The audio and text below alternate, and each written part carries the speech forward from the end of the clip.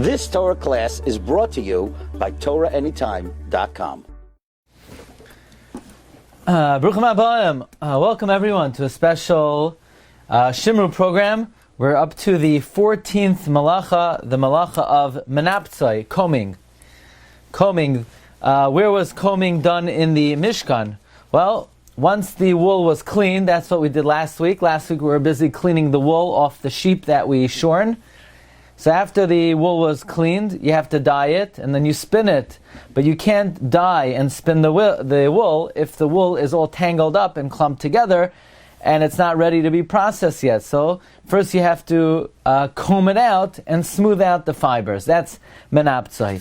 And so you might think this is not a very relevant malacha. Who's combing out wool? Raise your hand if you have sheep in your backyard. Not too many people answered in the affirmative. So most people are not combing the wool of their sheep. But nevertheless, what's interesting is when we discuss combing one's hair on Shabbos, the prohibitions that are discussed are goizes, shearing, because you might pull out the hair. But nobody brings up the subject of combing. You would think, what would be the prohibition of combing hair on Shabbos? Combing! No. That never comes into the discussion. And that is really going to be the main focus of our discussion today. But combing primarily applies to the wool of sheep or linen. The Rambam says, what is the Av Malacha? The Rambam says, Hamenapetz es hatzemer, one who combs wool, oyes hapishtan, or linen, oyes hashani, or red wool.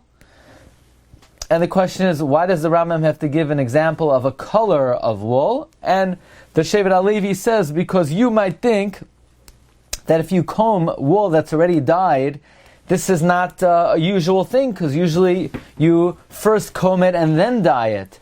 But nevertheless, the Rambam says in all of these situations, you're chayev. How much wool do you need to comb in order to be chayev? Enough wool in order to spin one thread that's 4 tfachim long. It's interesting. How much wool do you need to comb? Enough wool to be able to spin a thread of 4 tfachim. Why do we judge how much wool you're chayev for combing by the material that you would spin? This implies that one of the chief functions of combing is to prepare the wool for spinning. Okay, that is the Av Malacha. What is the Tolda of the Malacha? The Rambam says, V'hamenapetz es hagidim, one who beats sinews. So you take the sinew of an animal and you beat it until it becomes like wool. Kedei litvoi, to spin it. That is a Tolda of combing. So again, we see the purpose of niputz is, the purpose of combing is for spinning. Okay, now, there are many different categories of what could fall under the umbrella of combing.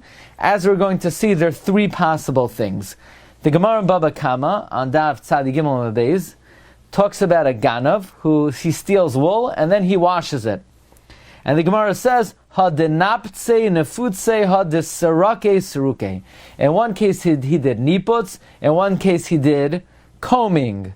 What is niputz and what is combing? Rashi says niputz is biyad, yarpir, and serake is b'masrek, with a comb. So niputz implies with your hand. Simple, Rashi seems to be interpreting, niputz is with one's hands. Elsewhere, Rashi in Sukkah says, nafitz b'masrek, you comb with a comb. Others in Masechta Shabbos on Daf Ayin Gimel, the Bar Tenura, translates Menaptzo, where you beat it with a rod. So niputz could potentially be one of 3 things. Combing with your finger, combing with a utensil, or beating something when you beat a sinew, so now you make it usable as a thread. Okay, now the Gemara talks about the following scenario. How did they shear sheep in the Mishkan for making the curtains of the Mishkan? So the Gemara says like this, on Daf Ayin Dalet Beis. Amar Rabba bar Bachan Rabbi Yochanan, Hatoive tzemer shal gabe behema b'Shabbos chayiv shalish chatois. If you spin wool while the wool is already on the sheep, you're chayiv 3 karbanos. 3 inches, right? So here you're standing there, the sheep is bah, and while the wool is on the sheep, you're spinning it. Now, in order to spin it, that means you somehow maybe sheared it, you combed it, you spun it, and you're chayiv all three chatois. For what? The Gemara says for goizes, for shearing, and for combing, and for spinning. And the Gemara quotes the question of Rav Kahana. Rav Kahana said, this is not how you typically shear. This is not how you typically spin. This is not how you typically comb. Ein derech giza bekach. Ein derech niputz bekach. Ein derech tvia bekach. You certainly do not comb it while it's on the sheep typically. You certainly do not spin it while it's on the sheep typically. And the Gemara says, really? You don't? But they said in the name of Nehemiah that in the Mishkan they would wash the wool on the goat, and they would spin the wool on the goat. So the Gemara says that was an extra special talent, but most regular people do not know how to spin, do not know how to comb wool while it's still on the sheep. And therefore, if somebody typically combs wool while it's on the sheep, or spins wool while it's on the sheep, they are pater. So again, the Gemara is saying the typical way to do combing is when it's off the sheep. The typical way to do spinning is when it's off the sheep. If you comb and you spin when it's on the sheep, you are pater. Okay. Then the Rambam says as follows: Hatoive es hatzemer min achai pater. If you spin wool on a sheep, you're pater, based on what we said in the Gemara, that it's not typical to spin wool while it's still on the sheep. It's not derech giziza bekach, ein derech niputz bekach, vein derech tevia bekach. That is what the emerges from the Gemara. Now we come to something very interesting. The Gemara says that if you thresh, if you comb, or if you do menafet is striking, they're all one malacha. Now this is talking, Rashi says, about flax on the stalk. So you have flax. Let's see who's in the shiur today. I haven't said hello to anyone. Most people are scared to come show themselves. But a few people have okay. So anybody have flax growing in their backyard? No sheep and no flax. There you go. Alan, where do you live? I don't.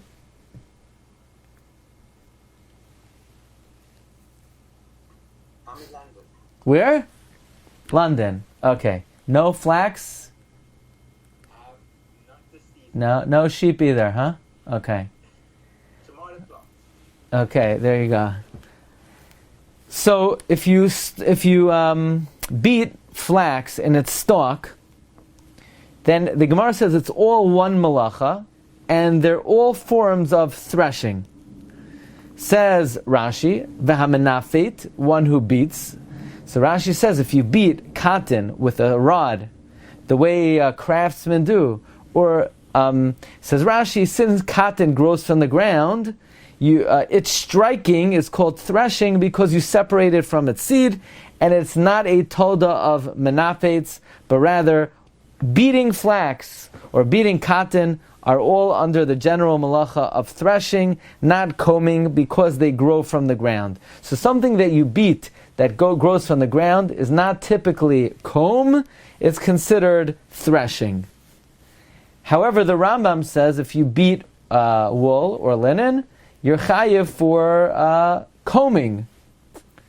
So this is a question: is combing applicable when you beat flax, or is threshing applicable? So the Chai Adam has a very interesting shita. The Chai Adam says that you would be chayiv both. In the opinion of the Chai Adam, if you beat flax, it is both threshing. You're separating the stalk from the flax, and it's considered combing. And the Shevet HaLevi explains the Chai Adam, it's talking about by beating the flax. So first of all, you separate the husk, and second of all, what you're doing is you're creating a number of fibers from the linen. Okay, so here, from the flax. So here we go. This is the main subject and the meat and potatoes of today's shiur, and we're going to discuss two very important halachas. Aside from Hilchos Cholent, the most important branch of halachos on Hilchos Shabbos is Hilchos Sheitels. Can a woman brush or comb her sheitel on Shabbos? So the first question that we have to ask is it niputz? Is it considered combing? The second question we have to ask is one allowed to comb or brush their hair on Shabbos? Forget about a sheitel.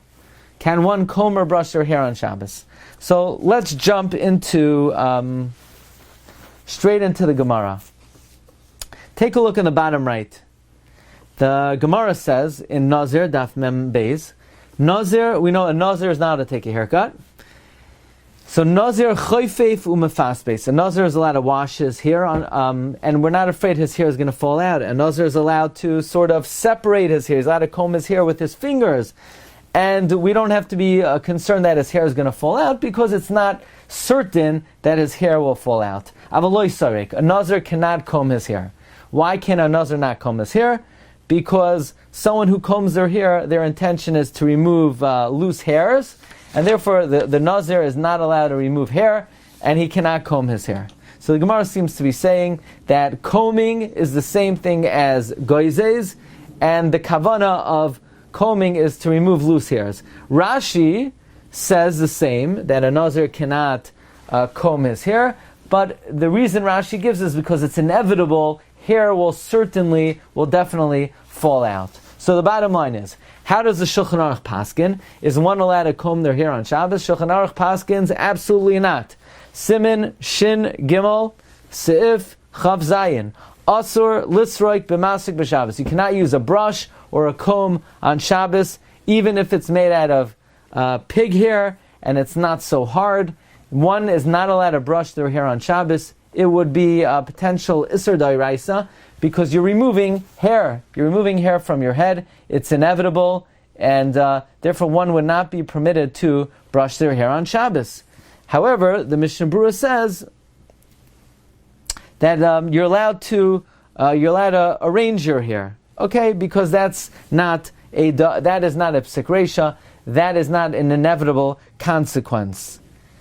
The Mishnah Berurah says, what is wrong with combing your hair, and so what if hair falls out? Mishnah Berurah says that's goizes, that's sharing, and it's a tolda of goizes. By the way, the Mishnah Berurah does say that under the following two circumstances you would be allowed to. If you use a brush that has extremely sparse and soft bristles, something like a baby brush, where it's not inevitable that hair will fall out.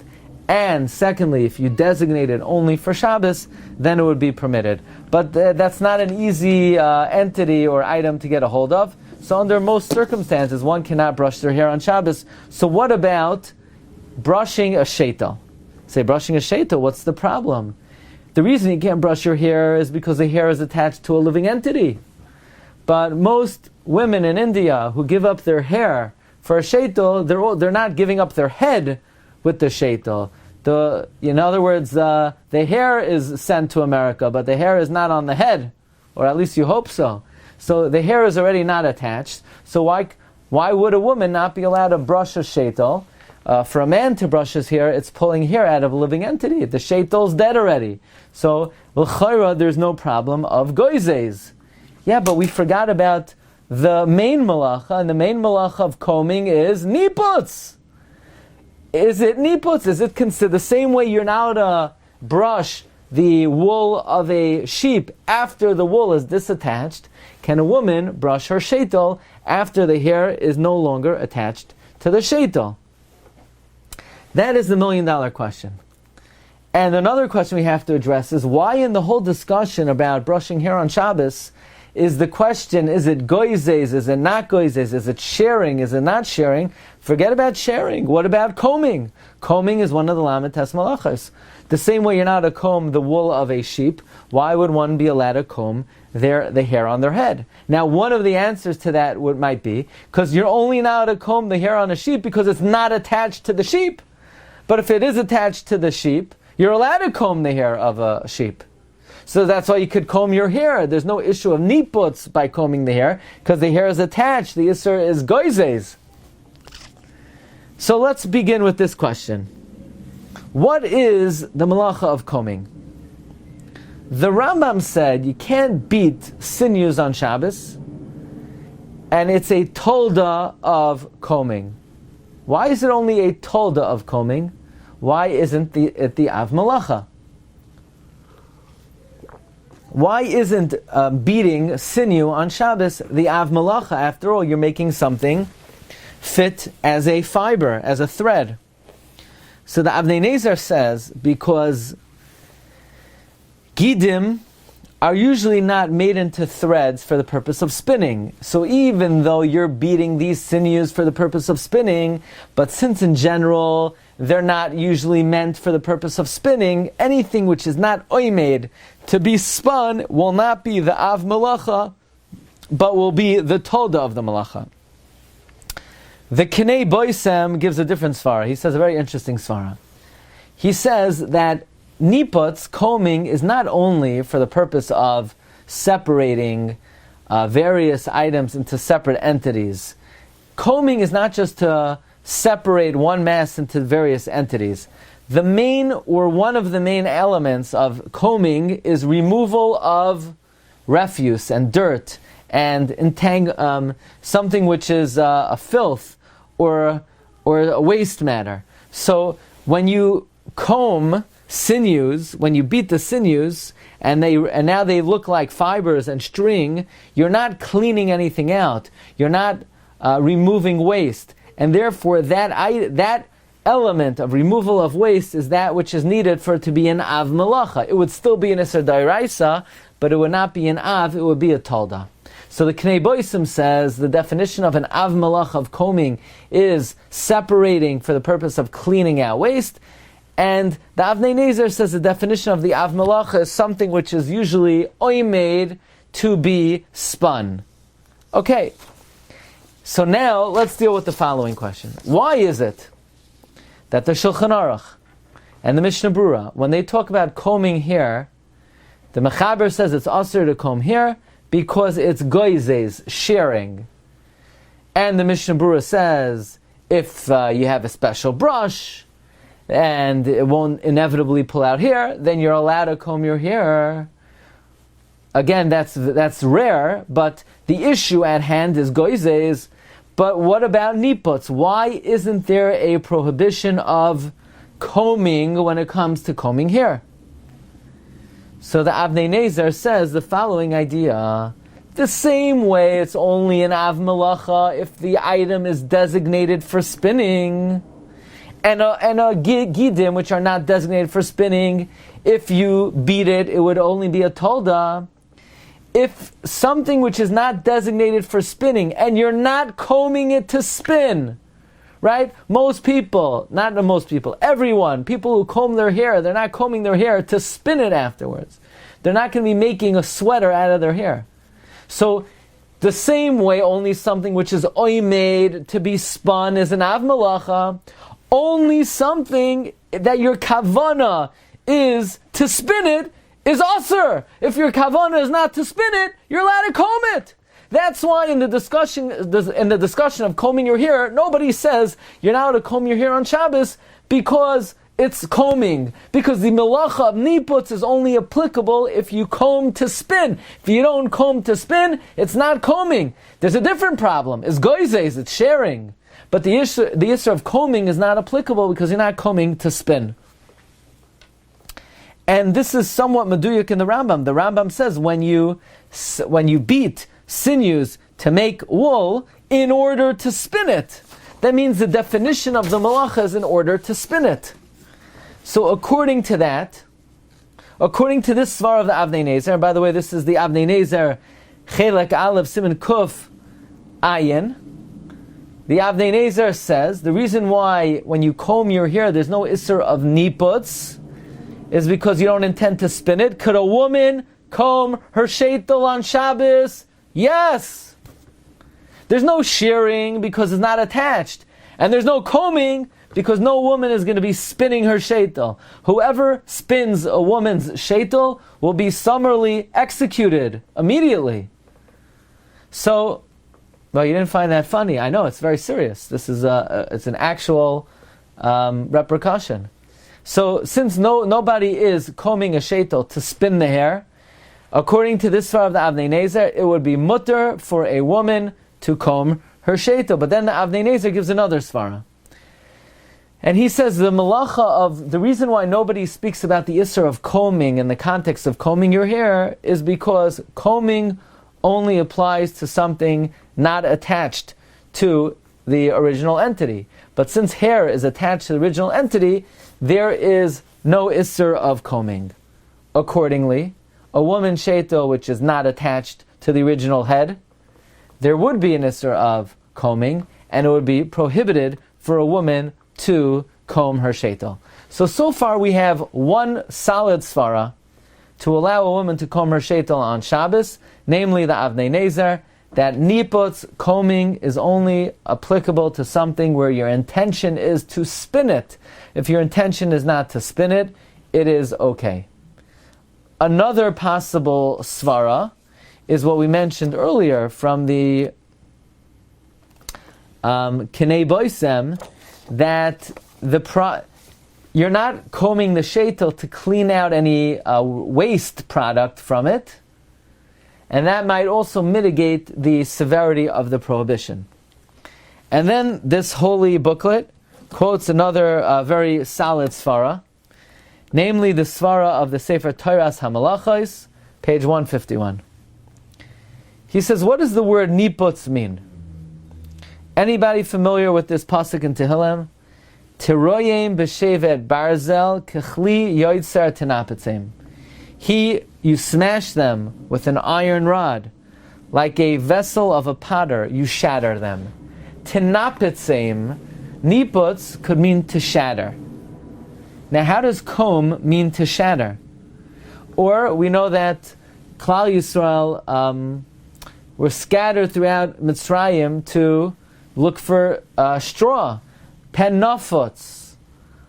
What is the root? What is the true meaning of the word nafutz?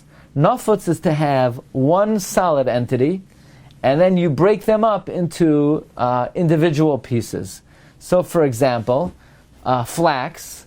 So when you harvest the flax, it's in larger pieces, it's in masses, and you comb them in order to make one mass, multiple strands. Or wool, when it's on the sheep, it's tangled together, and you comb it to create separate units. However, says the Sefer Toras HaMalachos, when it comes to hair is not one mass. Hair grows as separate strands. After the fact, it gets tangled up. So when you're combing it, you're not producing separate strands, you're merely returning it to its original state. So perhaps combing here, the malacha of niputz is not possible. Niputz means like to shatter. When you shatter something, you take one entity and make it into a number of entities. As opposed to hair, you're not taking one entity and breaking it down into many entities. You are returning the individual entities into the state that they were originally in. Furthermore, and therefore, that is not similar to niputz, tenaptzeim, where you're not shattering it, it was always separate entities. Furthermore, the word niputz implies that after you create separate entities, it will stay that way. As opposed to when one combs their hair, maybe temporarily the hairs stand by themselves, but in no time at all, they will become tangled again. When you comb wool, it remains combed. When you comb flax, it remains combed. But because the result of combing hair does not stay, so that's not called putting something into separate entities. And based on that, the Toras HaMalacha suggests that it would be permitted for a woman to comb her sheitel on Shabbos. So again, we brought a number of svaras lahakel to allow a woman to comb her sheitel on Shabbos. Number one, she's not combing it for the purpose of spinning it. Number two, you're not taking one entity and making a number of other entities. By the way, both of these svaras apply to combing one's hair. The only thing is, when you comb your actual hair, as we mentioned a number of times already, there's a different Isser, and that is the Isser of Giza, Goizes, that is the Isser of sharing. Now in the Sefer Orcha Shabbos, he brings that there is another possible pitfall and stumbling block in brushing a sheitel, namely a sheitel is considered a garment. It's considered a garment. By the way, some forbid washing a sheitel in the 9 days because it's called laundry. Laundry? Why is it called laundry? Because a sheitel is not hair, it's a garment. In other words, we know that there are two distinct prohibitions in 9 days. There's bathing and there's laundry. So washing a sheitel does not come under the category of washing, which there might be certain leniencies if somebody is mefunak, but rather it comes under the category of laundry. Sheitel is a garment. In that case, tearing hair is koireya, says the Orcha Shabbos. And therefore, in his opinion, one can only comb a sheitel if it will not inevitably cause the hair to fall out, and that's not your kavana. Okay, so these are some thoughts of the malacha of niputz, of combing. I think one of the gems of this presentation, we thank Rabbi Brett and his partner for putting this together, is the idea of the Avnei Nezer, that combing is not just the malacha of combing per se, but it's getting the wool or the linen ready to be spun. And that does present a number of leniencies when it comes to contemporary shilas. Okay, Rabbi, so we're going to hold it over here for this week. Hope to see everybody next week. Thank you everyone for joining. Bracha v'hatzlacha. Have a amazing Shabbos. Kol tov. You've just experienced another Torah class brought to you by TorahAnytime.com.